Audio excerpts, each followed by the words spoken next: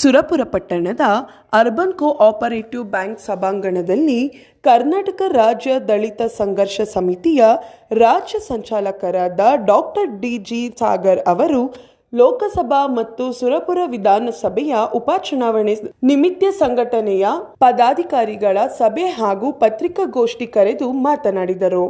ಕರ್ನಾಟಕ ರಾಜ್ಯದಲ್ಲಿ ಕೋಮುವಾದಿ ಪಕ್ಷಗಳನ್ನು ತಿರಸ್ಕರಿಸಿ ಕಾಂಗ್ರೆಸ್ ಪಕ್ಷವನ್ನು ಬೆಂಬಲಿಸುವಂತೆ ಕರೆ ನೀಡಿದರು. ಇನ್ನು ಇದೇ ಸಂದರ್ಭದಲ್ಲಿ ಯಾದಗಿರಿ ಜಿಲ್ಲಾ ಸಂಚಾಲಕರಾದ ಶಿವಲಿಂಗ ಹಸ್ನಾಪುರ, ಶಿವಪುತ್ರ ಜವಳಿ, ತಿಪ್ಪಣ್ಣ ಶೆಳ್ಳಿಗಿ, ಶೇಖರ್, ಭೀಮರಾಯ ಇನ್ನಿತರರು ಉಪಸ್ಥಿತರಿದ್ದರು.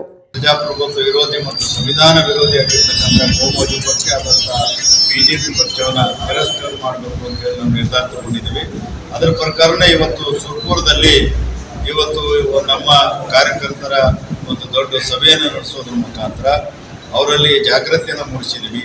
ಜನರ ಹತ್ತಿರ ಹೋಗಿ ಜಾಗೃತಿ ಮೂಡಿಸೋದ್ರ ಜೊತೆಗೇ ಕೋಮುವಾದಿ ಭ್ರಷ್ಟಾಚಾರ ಕೂಡಿರ್ತಕ್ಕಂಥ ಬಿಜೆಪಿ ಪಕ್ಷವನ್ನು ತಿರಸ್ಕರಿಸಬೇಕು ಮತ್ತು ಕಾಂಗ್ರೆಸ್ ಪಕ್ಷವನ್ನು ಗೆಲ್ಲಿಸಬೇಕು, ಮತದಾರರಲ್ಲಿ ಒಂದು ಜಾಗೃತಿ ಮಾಡಬೇಕು ಅಂತಕ್ಕಂಥ ನಿರ್ಧಾರವನ್ನು ತೆಗೆದುಕೊಂಡಿದ್ದೇವೆ.